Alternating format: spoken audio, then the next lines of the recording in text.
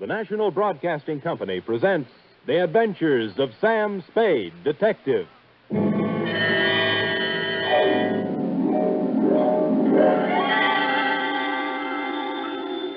Sam Spade Detective Agency. Me, sweetheart. Was it awful, sir? Excruciating, F. I suffered, girl. How I suffered. But there's no other way, sir. When fate turns against a man. True, dear one, true. But from somewhere I must find strength. You must. To pick up the shattered fragments of my life, to raise my eyes once again to the horizon and piece by piece put them together again. Sam. And the two of us, dear one, hand in hand, shall go marching down the years together. Oh, yes.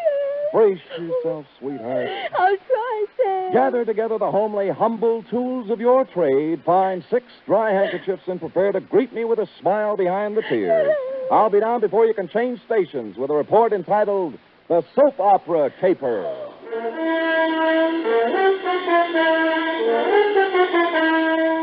For NBC, William Spier, radio's outstanding producer-director of mystery and crime drama, brings you the greatest private detective of them all in The Adventures of Sam Spade. Sam? Who called, young widder Perrine? Plain F. Is it all over, Sam? Is a soap opera ever over, dear one? Oh, but it's out on the phone like you... I know, but it's not the end. It's never the end. Pull up a chair now. Take a firm grip on pad, pencil, and your emotions. Got 'em? I'm at the ready, Sam. Good show. To Agatha Pilbeam, from Samuel Spade, license number 137596. Subject, the soap opera caper.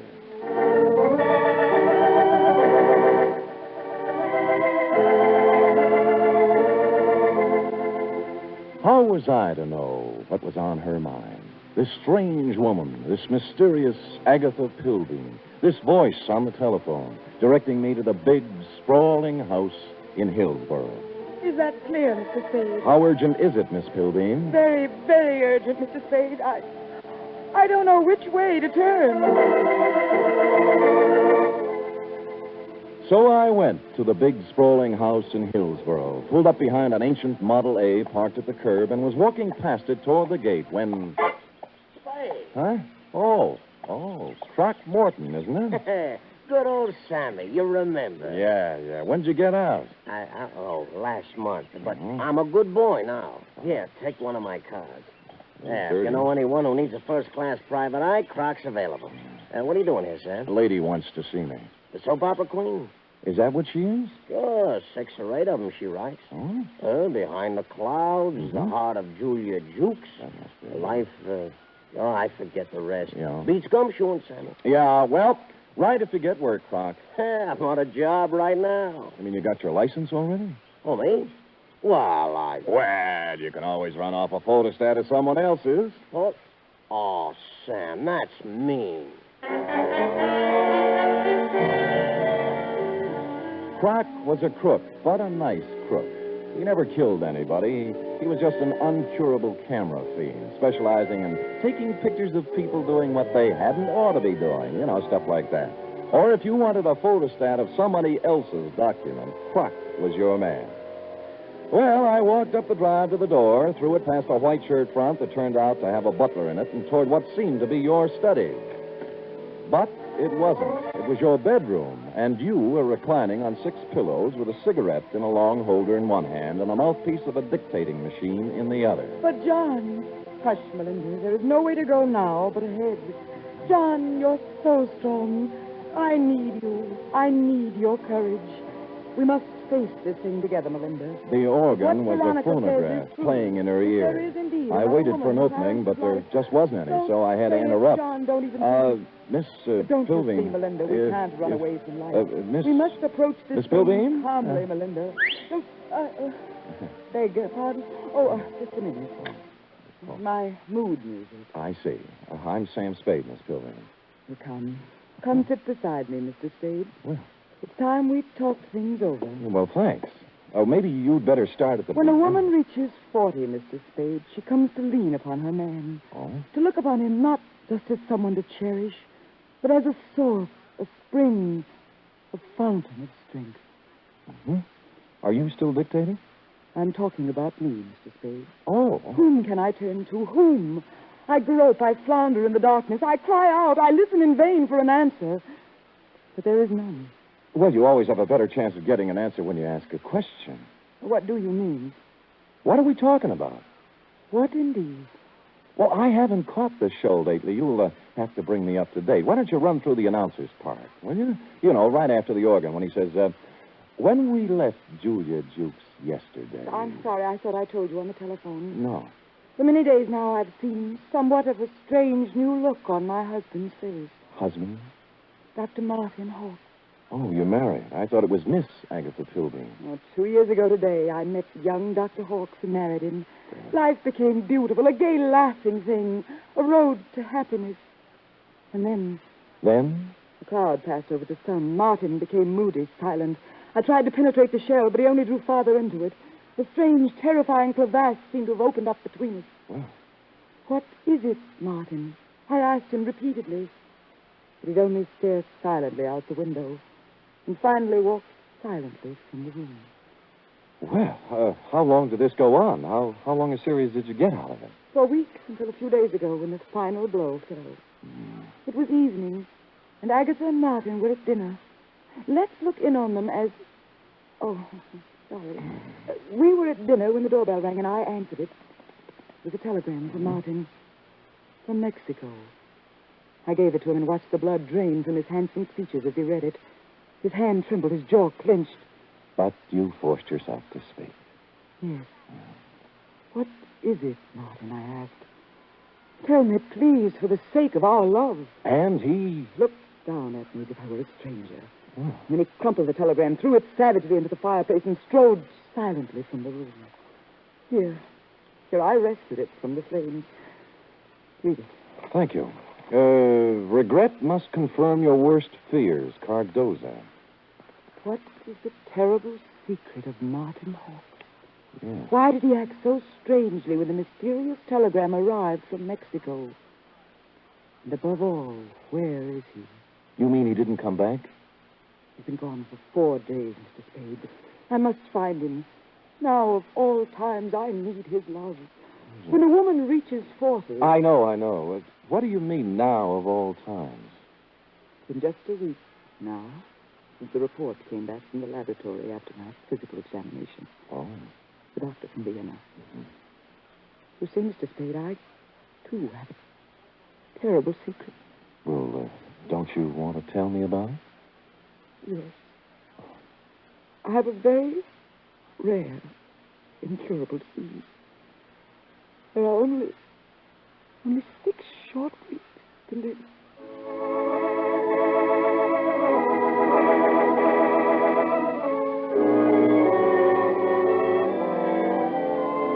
Well, less than an hour after his distressing interview with Agatha, our boy Sammy walked into the beautifully appointed office of young Dr. Hawks at 450 Sutter to find his nurse, pretty young Nora Sheldrake, a new character, working at her desk in the reception room.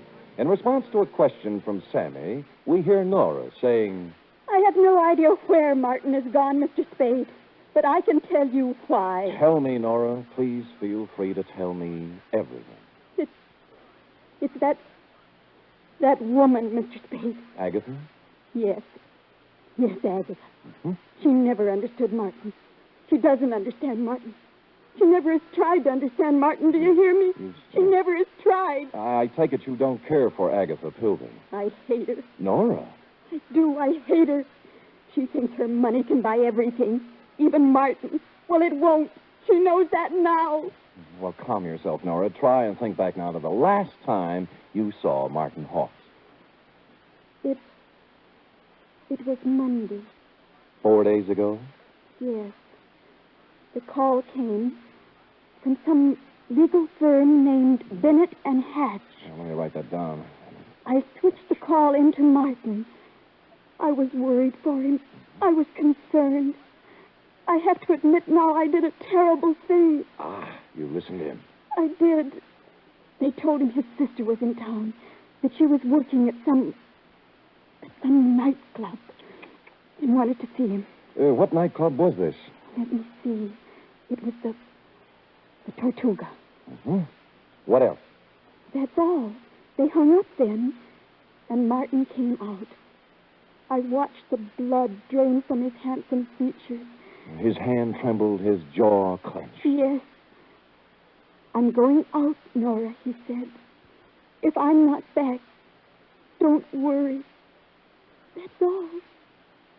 It was so like Martin.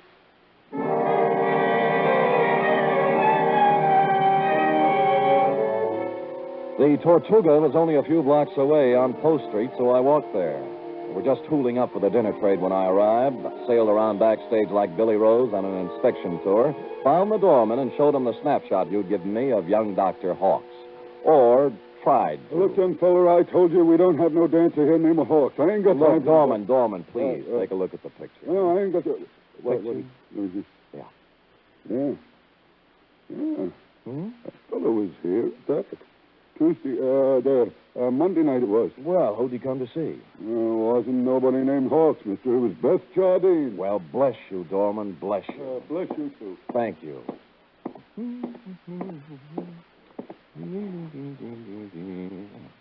Beth Jardine. Oh. Come in. Close the door, will you? Yeah. Drafty. Yeah. Is there anything I can... There sure is. Zip me up, Jack. I'm Sam. I don't care if you're Boris Karloff. You got hands, haven't you? Well... Zip me up. Okay. You say when.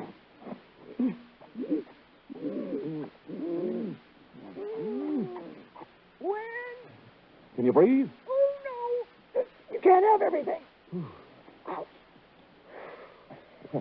What's on your mind, Jack? Martin Hawks. Sorry, never heard of him. Look, we're getting along beautifully up to now, honey. Let's not spoil it. You not only know Martin Hawks, you're his sister. What makes you think What's I that know? card stuck over there in the mirror? Bennett and Hatch, attorneys at law. Uh-huh. The same Bennett and or Hatch who called Martin Monday afternoon and told him his sister wanted to see him here. Now, what's this all about? I can't tell you. He got a telegram from Mexico. Mexico? Yeah, it upset him. Something awful. What'd it say? Regret must confirm your worst fears. You're dead, huh? Yeah. Oh, that's great. Great. Pretty hilarious, huh? Jack, you just ain't got no idea. I got a piece of advice for you, Jack. Oh? Forget about Marty Hawks and live a long and useful life. Mm-hmm. I got a tip for you, too. You're in a tight spot. Watch that zipper, Jack.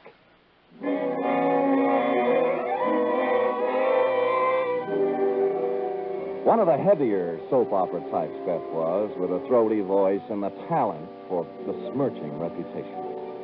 What was the mysterious influence she wielded over young Dr. Hawks? How much did she know about his strange disappearance? What about the cryptic telegram from Mexico City? And what about dinner? The last question I could answer. I stopped at Schroeder's for sauerbraten and potato pancakes, ran into Larry Mahoney of Homicide, who was off duty, and we stopped in at a handy alley and bowled until 11. I was walking back down Market Street when I passed the Flood Building, which reminded me of the firm of Bennett and Hatch, who resided there. As a matter of fact, it looked like they were there right now, since the light was on behind the second-floor window with their name on it. Now, the sensible thing would have been to call around 9 in the morning, but as I seldom do sensible things, I hustled up the stairs and down the corridor to their office. Someone other than Bennett or Hatch had put in some time, obviously. The drawers of a dozen or more file cases had been pulled out and dumped on the floor, the desk drawers likewise. And to mark it clearly as the work of a thoroughgoing professional, the safe door was off its hinges. All this took me back to the Model A parked in front of your house this afternoon, Agatha, and I was contemplating same when... Oh. Hello? Bennett. Yeah? Good sister, I was scared you wouldn't be there. Tried to get you home. Do it, baby, do it. Pull the string. We'll never make it with this guy. We'll pull the string here. Do it, baby, do it. Make it.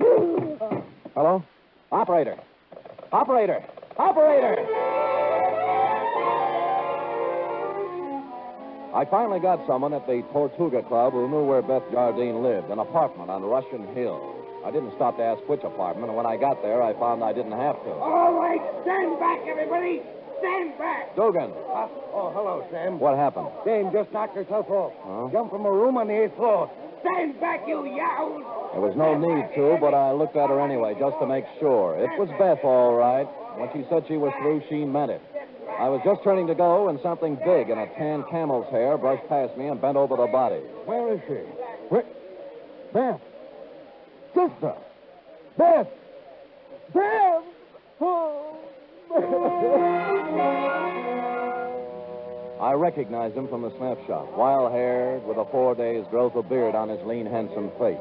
It was Martin Hawks, on the verge of collapse. Officer Dugan and I helped him through the crowd toward the ambulance that had just rolled up, sat him on the running board, and began to question him. What was that again? Your name. What's your name? Why, my name. Of course, my name, I don't know. I don't know my name.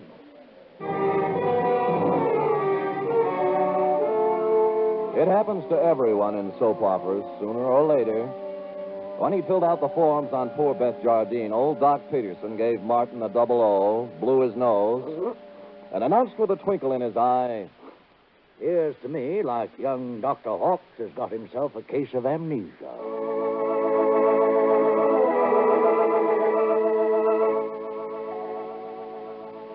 will the mind of young Dr. Hawks come out of the fog? What does he know about the death of Beth? Was it murder or suicide or both?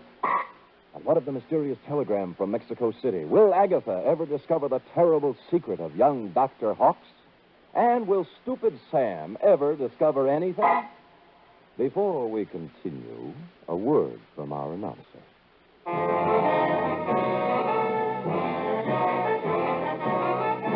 You are listening to the weekly adventure of radio's most famous detective, Sam Spade.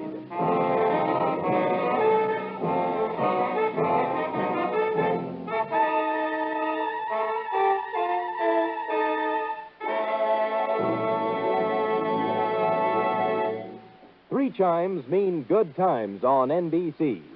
Saturday night is date night, but tomorrow poor Dennis Day has trouble with his girlfriend Gloria. However, Dennis manages to sing his way out of trouble in his charming, boyish fashion. And say, why not let Dennis help your Saturday evening along, too? And for more music and fun tomorrow, there's the Judy Canova Show, starring Judy in a melodic and carefree half hour of laughs. And Grand Ole Opry with singing MC Red Foley and his special guest, cowboy troubadour Ernie Tubb.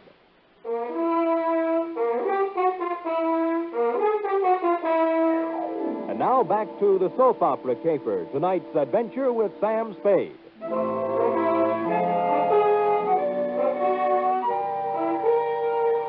It's a half hour later now, in the sterile whiteness of a hospital room, that the three of us, you, Agatha, I, and old Doc Peterson, gather around the pale, quiet form of young Dr. Hawks. Martin. Martin, speak to me. Huh? Martin, darling. Who are you? Agatha, dear. Your own Agatha. Come, Agatha. Better leave him be for now.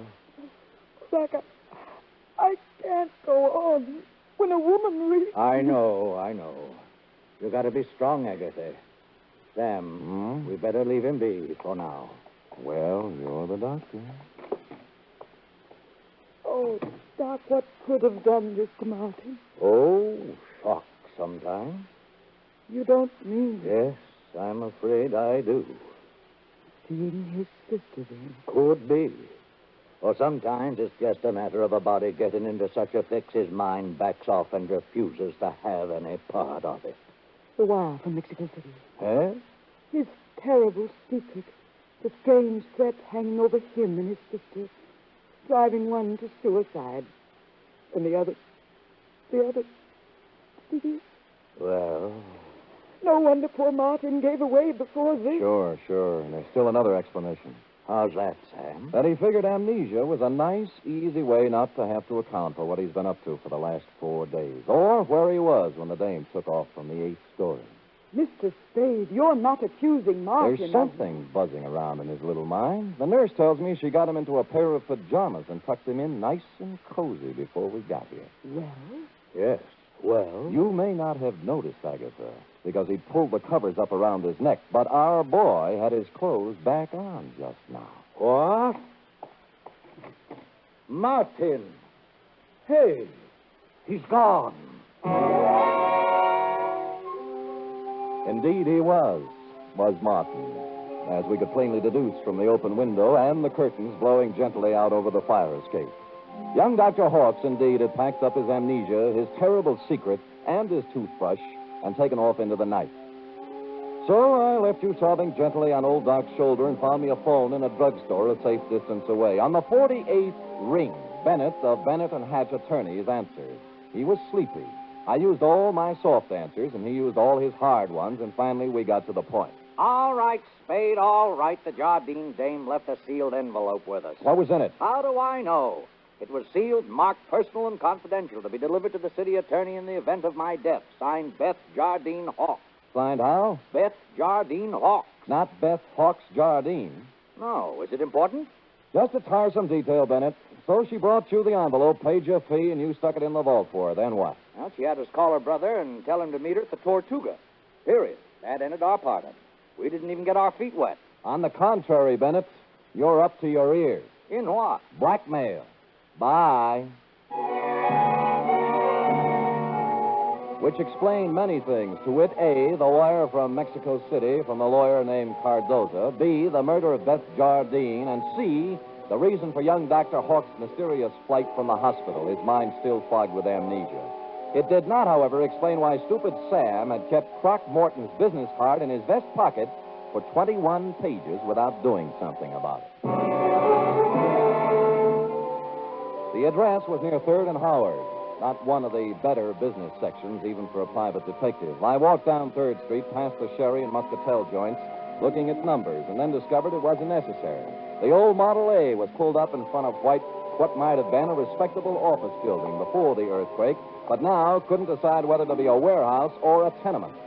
Thus far, a harmonious picture. But behind the Model A was something twice as long and 3 times as shiny, with a motor running. Out of place by about $4,000. Out kind of late, aren't you, Nora? Sam! Nora. Sam! Nora. Don't reach for the horn.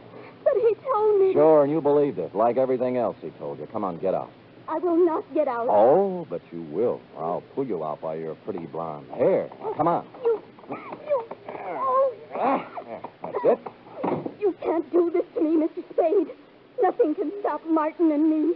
We have our right to happiness. Uh-huh. Just the two of you. Chins up, eyes on the horizon. Let the dead past bury its dead. How can you joke It's about... no joke, believe me. You got taxi fare? Why? Because you're going to get in my cab, go home, put your hair up in curlers, and go to bed. After saying to yourself 1,000 times, what a lucky little girl you are that Martin Hawks didn't shove you out a window, too. Now, scoot. Scoot! It was a kind of a dark stairway that made me yearn for the comfortable feel of a shoulder holster under my left arm. At the top was a 3.5-watt bulb, and at the other end of the hallway, a crack of light under Croc's office door. Between the two was a cat, more's the pity. So abandoning my stealthy approach, I walked up to the door, turned the knob, stuck my hand in my side coat pocket like Edward G. Robinson, and kicked the door open. Croc was sitting at his desk behind a stack of bills. The closet door was just closing softly. Who was in the closet? And did he still have his toothbrush, his terrible secret, and his amnesia with him? Wow. Sammy. Yeah. You took me up on it right quick, huh? Uh-huh. Yeah, have a chair. I sat on a chair in the corner out of line of the closet door behind the desk. Oh, Sammy. You got a job for me, huh? Yeah. You don't look like you need a job, Croc. Huh? Oh, this? Yeah. Oh, this is nothing. Good day at the track, that's all. What's on your mind? Remember the Blennerhassett job? Huh? The one with the letters before you went up? What are you talking about, Sam? The shakedown, Croc. The dame who wanted you to get the letters back. Remember? You know, so you got them for her, delivered and collected after you had the photostats made. Sam, you're crazy. I never done no such thing. You can level with me, Croc. You collected on the photostats for 8 years. Oh, wait, Sam. Well, forget it. Anyway, I got another one. Dr. Martin Hawks, married to the soap opera queen, you know. What about it, Sam? She's worth a couple of $1 million and has 6 weeks to live. As her husband, he's her only heir. Nice spot to be in. Yeah. Only he isn't her husband. Huh? Because the Mexican divorce from his first wife, the late Beth Jardine Hawks, wasn't legal, you know. She blew in a month ago and began shaking him down after leaving the marriage certificate and a batch of other papers with some lawyers for life insurance. Sam, I just ain't interested. When you hear the payoff, Croc, it's just like the dame with letters. Oh, what do you mean? Hawks hired someone to crack the lawyer's office and get the papers out of the safe. Some smart guy, an unfrocked private eye who doesn't have a license. I found out where he had the photostats made, though. I can get copies. Hey, for crying out loud, shut up. The closet doorknob was turning slowly. I waved him out of the way and picked up the chair. It was all over 2 seconds after it started. A door flew open. He came out with his terrible secret, which turned out to be a gun, and I wrapped the chair right around his head. So I picked up the gun and Croc and young Dr. Hawks, and we all picked up a ride to headquarters.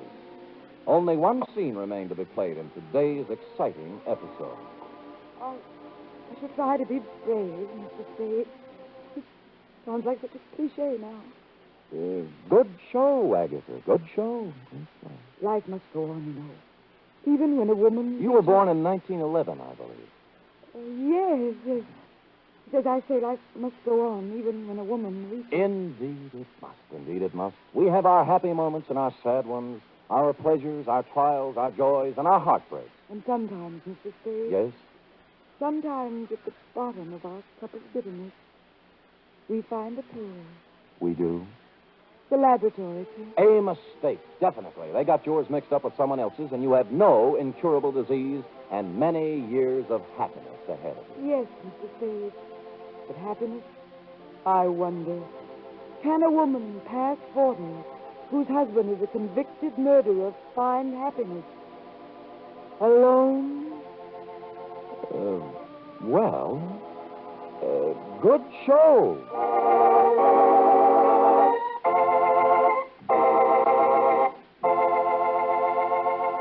Period. End of opera. Oh, Sam. Uh-huh.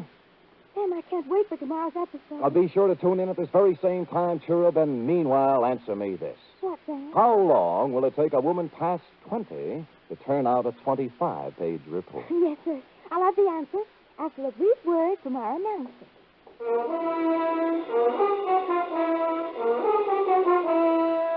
Three chimes mean good times on NBC. Tomorrow, Arturo Toscanini will conduct the renowned NBC Symphony in the fourth of the Saturday concert series. For tomorrow's one-hour performance, celebrated Maestro Toscanini has chosen works by Debussy, Respighi, and Edward Elgar. You're invited tomorrow to the NBC Symphony and Toscanini.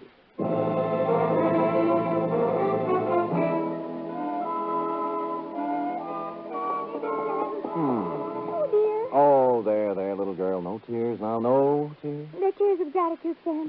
When I read all this about other people's troubles, I'm so grateful to you for the smooth life we have together. Effie. Sam. Effie. Sam. Effie. Sam. That takes about 10 seconds. Go ahead. I'm only merely a secretary, but... It's over now. Matter of fact, we're 10 seconds over. Oh, well, Sam, I haven't even your wife to be versus... Nothing but peace and quiet. And fairly regular paycheck. With only a corpse now and then to produce a ripple on the mirror smoothness of our bliss. Oh, that's beautiful, Sam. I thought so. You don't have a single terrible secret either. No, but just to keep you interested, dear one, from time to time I shall pick up a piece of paper, read it, let the blood drain slowly from my face, then clasp you to me thusly, Sam. holding you close, and just before striding silently from the room, mutter in your shell-pink ear. I know.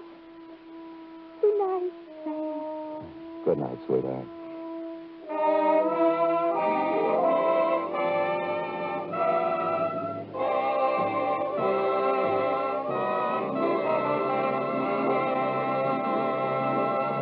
The Adventures of Sam Spade are produced, edited, and directed by William Spier. Sam Spade was played by Stephen Dunne. Lurene Tuttle as Effie. Script for tonight's adventure by Harold Swanton. Musical scoring by Lud Gluskin, conducted by Robert Armbruster. Join us again next week, same time, for another adventure with Sam Spade. Join the magnificent Montague and have fun at Duffy's Tavern on NBC.